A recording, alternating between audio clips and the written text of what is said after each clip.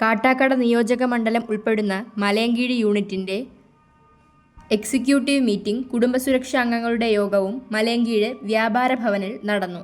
Malayinkeezhu unit president Jayan K പണിക്കരുടെ അധ്യക്ഷതയിൽ unit general secretary Krishnakumar സ്വാഗതം ആശംസിച്ചു. സംസ്ഥാന സെക്രട്ടറിയും ഈസ്റ്റ് മേഖല പ്രസിഡന്റുമായ ശ്രീ വൈ വിജയൻ യോഗം ഉദ്ഘാടനം ചെയ്യുകയും കുടുംബസുരക്ഷാ പദ്ധതിയെ കുറിച്ചുള്ള വിശദീകരണം നടത്തുകയും ചെയ്തു.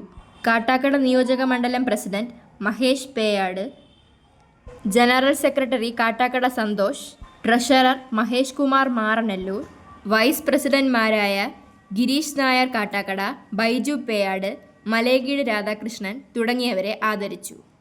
ജനറൽ സെക്രട്ടറി ശ്രീ സന്തോഷ് കാട്ടാക്കട നൽകുകയും ആ നിർദ്ദേശങ്ങൾ ഉൾക്കൊണ്ടുകൊണ്ട് വ്യാപാരികൾക്ക് ഭാരമേൽക്കാതെ ആ കുടുംബ സുരക്ഷാ പദ്ധതി എങ്ങനെ നടപ്പിലാക്കി ആ കുടുംബത്തെ സംരക്ഷിക്കുന്നതിന് ആവശ്യമായ സഹായ സഹകരണങ്ങൾ നാളേക്ക് വേണ്ടി ആലോചിക്കുന്നതിന് വേണ്ടിയാണ് ഇന്ന് ഈ യോഗം വിളിച്ചിരുന്നത്. വ്യാപാരി വ്യവസായി ഏകോപന സമിതി എന്ന് പറയുന്ന പ്രസ്ഥാനം കേരളത്തിൽ കാസർഗോഡ് മുതൽ പാറശാല വരെയുള്ള വ്യാപാരികൾ കച്ചവടം ചെയ്യുന്ന എല്ലാ മേഖലയിലും ഉണ്ടാകും എന്ന് നിങ്ങൾക്കറിയാം. ശക്തമായ ഒരു സംഘടനയാണ്. ഏതൊരു രാഷ്ട്രീയ പാർട്ടിയെക്കാളും അഭിമാനത്തോടുകൂടെ, ആദരവോടുകൂടെ, ബഹുമാനത്തോടുകൂടെ ഭംഗുരം പ്രവർത്തിക്കുവാൻ കഴിയുന്ന, ജാതിഭേദമന്യേ രാഷ്ട്രീയ ഉൾക്കാഴ്ചയ്ക്ക് വിപരീതമായി മനുഷ്യസ്നേഹം മാത്രം ഊട്ടിയുറപ്പിച്ചുകൊണ്ട് മുന്നോട്ട് പായുന്ന ഈ സംഘടനയുടെ പ്രയാണങ്ങളിൽ നിങ്ങളുടെ ഏവരും ഭാഗവാക്കായി മുന്നോട്ട് പോകുമ്പോൾ നിങ്ങളുടെ സന്തോഷമാണ് ഈ സംഘടനയ്ക്ക് അഭികാമ്യം.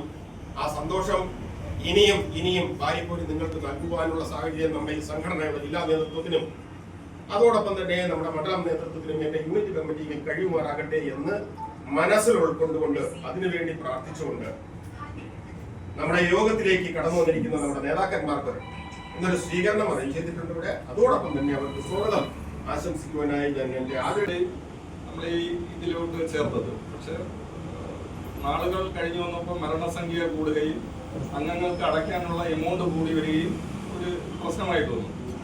69 പേരെ അന്ന് നമ്മൾ ചേർത്തപ്പോൾ ഇന്ന് നിലവിൽ നമ്മളുടെ കപ്പാസിറ്റി എന്ന് പറഞ്ഞാൽ 25 പേരിൽ ഒതുക്കി. ബാക്കിയുള്ളവരാരും അടയ്ക്കുന്നില്ല.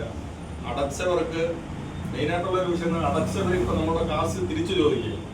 അവർ 2000 രൂപ വെച്ച് ഡെപ്പോസിറ്റ് ചെയ്ത പൈസ അവർക്ക് തിരിച്ചു കിട്ടണം എന്നുള്ള ഒരു കണ്ടീഷനിൽ പിന്നെ കുറച്ച് പേരുമായിട്ട് സംസാരിക്കേണ്ട ഇടവന്നു.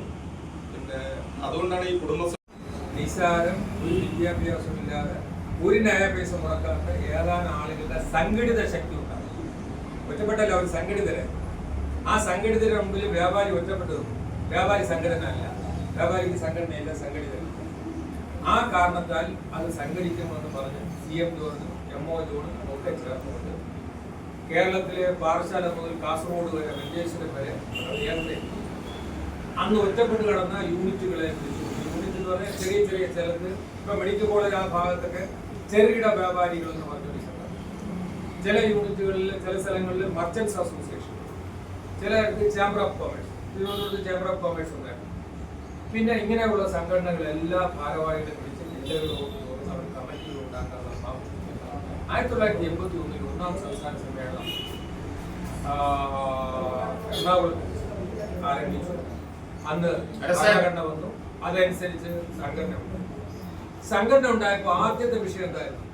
ആദ്യത്തെ വിഷയം ചുമട്ടുതൊഴിലാളികളും വ്യാപാരികളുടെ നടപ്പാണ്. രാഷ്ട്രീയക്കാരിൽ ഇടപെടുന്നു. രാഷ്ട്രീയക്കാരിൽ ഒരു കാരണവശാലും ഒന്നുമില്ല. അന്നത്തെ കാലത്ത് യൂണിറ്റ് ഭാരവാഹികളായിരിക്കുന്നവരെയൊക്കെ വ്യാപാരികളും തൊഴിലാളികളും ശരിക്കും രക്ഷപ്പെട്ടു. ചിലടത്ത്